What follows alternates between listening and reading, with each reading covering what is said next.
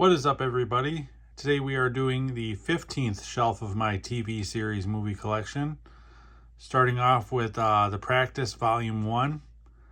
I don't think they really released this entire show on DVD. I know they released this volume, and I know they released, I think, the final season of this show. I could be wrong, but I know that James Spader's in the last season, because I think he replaced Dylan McDermott. And then they got the spin-off of Boston Legal from it. But this was an okay show. It wasn't the best legal show out there, that's for sure. But this was an ABC show, so at least I believe it was.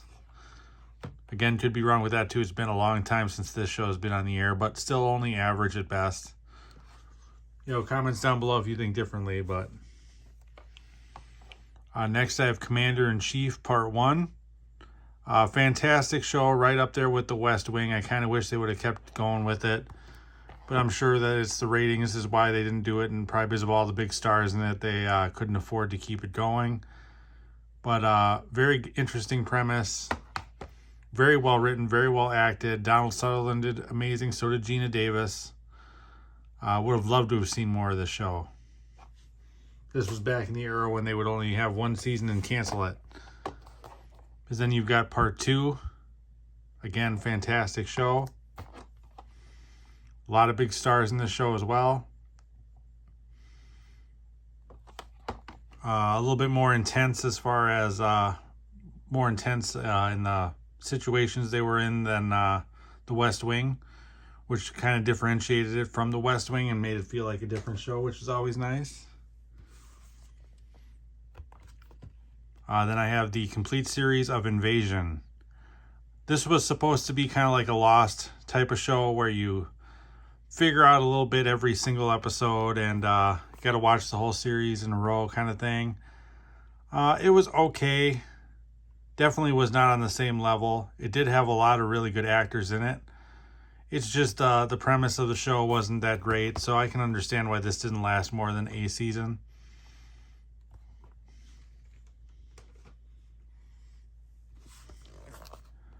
Then we have Daybreak, the complete series.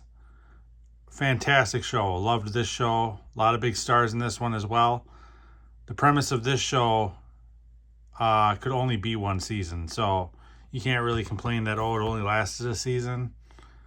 But very, very well written, very well acted. Taye Diggs did amazing, underrated actor. Worth checking out if you haven't seen it before. If you have seen it before, let me know what you think about it.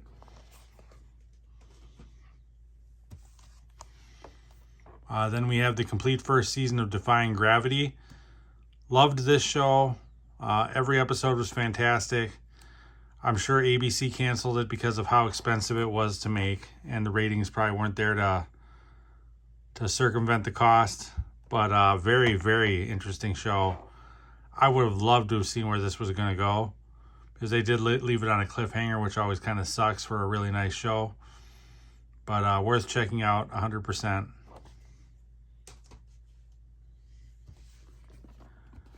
Then we have the first season of Alias. This is a great show. Jennifer Gardner was perfectly cast for this role. The one thing that is very interesting, and I'm sure that it's probably where J.J. Abrams got the idea from it, was the first few episodes of the show are almost an exact mirror image of the first few episodes of La Femme Nikita with Peta Wilson. But absolutely, I love this show. Love the action. Love the acting. I forgot what his name is, Victor something.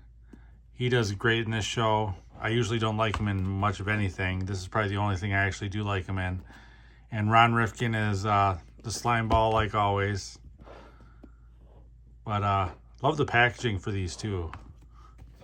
I miss creative packaging. Now it's kind of getting lazy lately. But then you got the third season of Alias.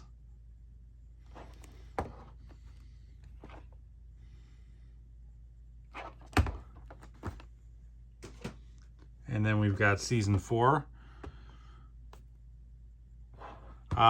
These later seasons, I kind of preferred the beginning of this show versus the tail end of this show. Kind of seemed to it lost something. I don't know what it is, but just kind of got a little bit too far out there, I guess you can say, which is always the danger with some of these shows. And then you have the final season of Alias. It needed to end. Maybe if they brought it back now after all this time, maybe it would be a refreshed storyline. But I don't see that going on. Not with ABC now.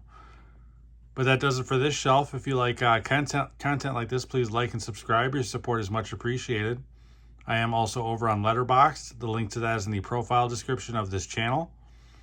Otherwise, until next time, guys.